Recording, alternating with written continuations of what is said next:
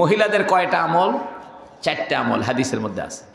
1 নম্বর, মান সাল্লাত খামসাহা, কোনো মহিলা যদি 5 ওয়াক্ত নামাজ পড়ে। দেখেন, মহিলারা নামাজ অনেকে পড়ে, অনেকে পড়ে না। তবে আমি অনুরোধ করব, আপনারা আজকে থেকে নামাজ শুরু করে দেন। কিছু কিছু মহিলা নামাজ পড়ে, কিন্তু জোহরের নামাজ পড়তে পড়তে 3:30 বাজাইছে, ঠিক কিনা? ওই কাপড় ধুচ্ছে, মশারি ধোয়ে, বালিশের কভার ধোয়ে, পাতিল ধোয়ে, এর তার ধোয়া মুছাই শেষ হয় না। এগুলো ধুতে মুছতে মুছতে দুপুর বাজে গেছে 3:30। এই জন্য নবী বলতেছেন, মান সাল্লাত খামসাহা, কোনো মহিলা যদি সময় মতো টাইম মতো নামাজ পড়ে নেয়, আজকে থেকে নিয়ত করেন, মসজিদে আজান হবে, পুরুষেরা মসজিদে চলে আসবেন, মহিলারা বাড়ির মধ্যে যায় নামাজে দাঁড়ায় যাবেন। মহিলারা বলতে পারে, হুজুর আমার কাপড়ের মধ্যে তেলের দাগ, হলুদের দাগ, কোনো অসুবিধা নাই, হলুদের দাগ লাগলে না কাপড় নাপাক হয় না, কাপড় নাপাক হয় পেশাব পায়খানা লাগলে, রক্ত লাগলে, পুজ লাগলে, সেটাতে নাপাক হয়। আমার মা বোনেরা রে, আপনারা নামাজের জন্য ভিন্ন একটা কাপড় বানাবেন। এটা সাহাবায়ে কেরামের ছিল, আয়েশা সিদ্দিকারও ছিল। আয়েশা সিদ্দিকা বলেন, আমাদের কাপড় 2 রকমের কাপড় ছিল। একটা কাপড়ে আমরা রসুলের সঙ্গে রাত্রি যাপন করতাম, আর একটা সকালবেলা ঘুম থেকে উঠে নামাজের সময় ভিন্ন কাপড় পরতাম। এখান থেকে বোঝা যায় নামাজের জন্য আলাদা কাপড় মহিলারা ব্যবহার করাটা মুস্তাহাব। আপনারা নামাজের জন্য বড় একটা হেজাব বানাবেন, যেই নামাজের সময় হবে হেজাবটা তাড়াতাড়ি গায়ের মধ্যে ঢুকায়া দিয়ে আল্লাহু আকবার বলে নামাজে দাঁড়ায়া যাবেন। তাই নবীজি বলে দিছেন, মান সাল্লাত খামসাহা, কোন মহিলা যদি 5 ওয়াক্ত নামাজ টাইম মতো আদায় করে, ওয়াসামাত শাহরাহা, রমজানের রোজাটা রাখে। আল্লাহু আকবার। রমজানের রোজা মহিলারা রাখে, কিন্তু একটা জায়গায় অসুবিধা আছে। অসুবিধাটা হলো, প্রত্যেক মাসে মহিলাদের প্রাকৃতিক কারণে কিছু নাপাকি হয়, এ কারণে তার রোজা রাখা জায়েজ নাই। কিন্তু এই রোজাটা কাজা করতে হবে, নামাজের কাজা করতে হবে না। প্রত্যেক মাসে যে প্রাকৃতিক সমস্যা হয় মহিলাদের, এতে করে তার নামাজ মাফ, কিন্তু রোজা মাফ নাই। এই মহিলারা করে কি, এই রোজাগুলো আর কাজা করে না। এই জন্য নবী বলতেছেন, মান সামাত শাহরাহা, যে রমজানের রোজাটা পরিপূর্ণ করে আদায় করে দিবে। 3 নম্বরে নবী বলতেছেন, কইনা মহিলা যদি খাদামাত জাওজাহা, তার স্বামীর খেদমত করে, স্বামীর প্রশংসা করে, স্বামীর সঙ্গে ভালো আচরণ করে, স্বামীকে খুশি রাখার চেষ্টা করে, ফুতিহাত লাহা আবওয়াবুল জান্নাহ, ওই মহিলার জন্য জান্নাতের সমস্ত দরজাই খুলে দেওয়া হয়। দেখেন, নবী আলাইহিস সালাতু ওয়াস সালামের স্ত্রীগণ, বিশেষ করে খাদিজাতুল কুবরা, নবীর সাথে কেমন ব্যবহার করতেন হাদিসটা শোনেন। নবী যখন কোরআন নাজিল হয়েছে নবীর উপরে, কোরআন নাজিল হয়েছে মক্কার মধ্যে গারে হেরা নামক একটা পাহাড়ের গুহার মধ্যে। শেষ রাত্রে তাহাজ্জুদের নামাজের সময় কোরআন নাজিল হয়েছে। নবী আলাইহিস সালাতু ওয়াস সালাম ওই পাহাড়ের গুহায় গিয়ে মাঝে মাঝে ধ্যান করতেন। দীর্ঘ 6 মাস তিনি পাহাড়ের মধ্যে ধ্যানে ছিলেন। তবে একসাথে 6 মাস না, 15 দিন, 12 দিন, 14 দিন, 13 দিন, সর্বোচ্চ 30 দিন। মাঝে মাঝে নবী ওই পাহাড়ের গুহায় গিয়ে ধ্যানের মধ্যে থাকতেন। নবীজি একদিন রাতের বেলা ধ্যান করতেছেন, হঠাৎ করে জিবরিল আলাইহিস সালাতু ওয়াস সালাম এসে গিয়া নবীকে বলতেছেন, ইকরা বিসমি রাব্বিকাল্লাযী খালাক, হে নবী কোরআন পড়েন, আপনি সূরা আলাকের আয়াতটা পড়েন। নবী বলতেছেন, আমি তো পড়তে পারি না। জিবরাইল আবার বলতেছে পড়েন, নবী বলতেছে পড়তে পারি না। জিবরাইল আবার বলতেছে পড়েন, নবী বলতেছেন আমি পড়তে পারি না। তখন নবীজিকে জিবরাইল বুকের মধ্যে ধরে 3 বার জোরে চাপ দিছে। আল্লাহু আকবার। চুপ করেন তো বাবজান, আপনারা যদি লড়াচড়া করেন সব পাবলিক আপনাদের তাকাবে, ওয়াজটা নষ্ট হবে, ঠিক কিনা জোরে করেন। আপনাকে একটা হাতে পায়ে ধরে কেউ আওয়াজ করেন না, লড়াচড়া করেন না, সব চুপচাপ বসে থাকে। যাই যেটি জায়গা আছে ওটি বসে থাকে। দেখুন সমস্যা আছে?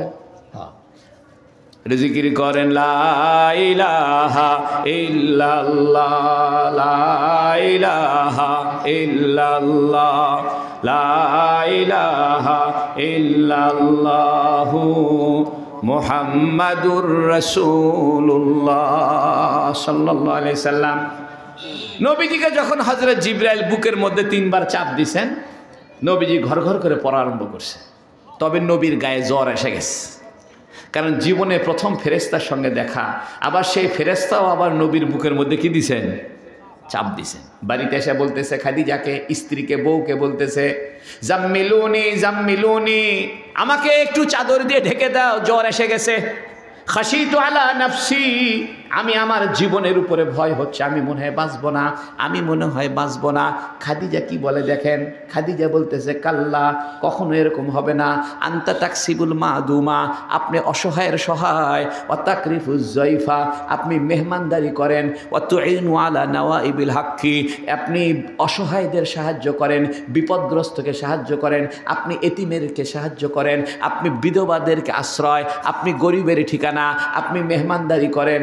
আপনার মতো ভদ্র মানুষের কখনো আল্লাহ ক্ষতি করবে না। আমাদের বউরা হলে বলতো কি জন্য পাহাড়ে যাওয়ার দরকার, আপনি বাড়িতে বসে আল্লাহ আল্লাহ করা যায় না, যেরকম ঠিক কিনা। আমাদের বউরা হলে বলতেন হ্যাঁ আপনি খালি পাহাড়ের যে বসে থাকেন, 6 মাস হলো আপনার খোঁজ নেই, খালি পাহাড়ের যে বসে থাকেন রাতের বেলা, দিনের বেলা গেলেই তো হয়, রাতের বেলা কি?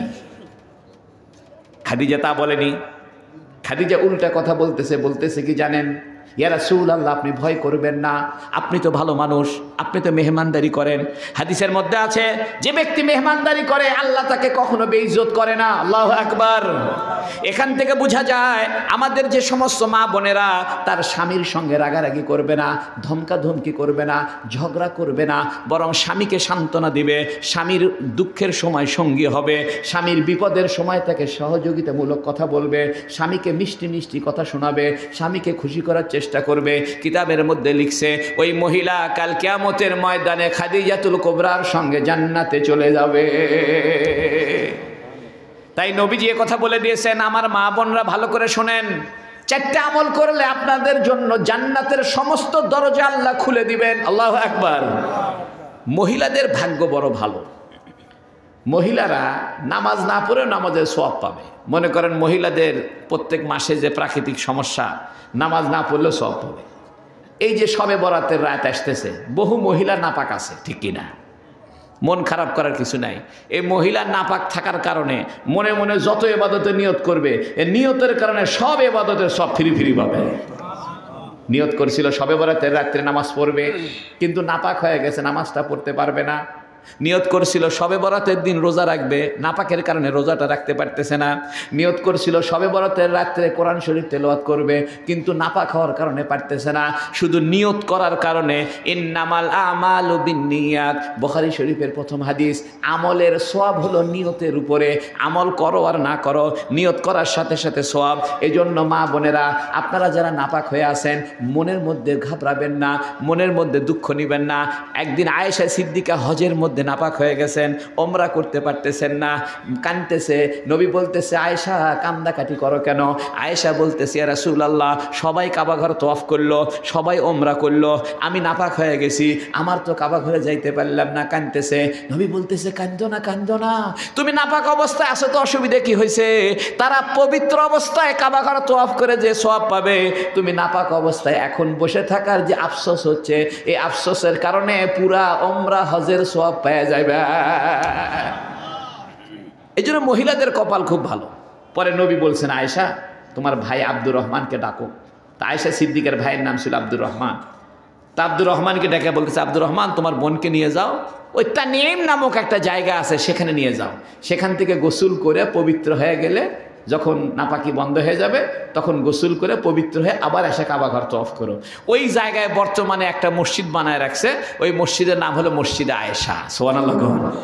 যারা হজ করতে গেছে, ওমরা করতে গেছে, এরা জানে এ ঘটনা হলো ওই আয়েশা সিদ্দিকা রাদিয়াল্লাহু আনহা নাপাক হয়ে গেছিলেন এবং কাঁদতেছিলেন, মন খারাপ। এই জন্য শবে বরাতের রাত্রে বহু মহিলা নাপাক থাকতে পারে, মন ঘাবড়াবেন না, মনে মনে চিন্তা করবেন না কপালটা আমার খারাপ, সবাই নামাজ পড়ে, নামাজ পড়তে পারলাম না।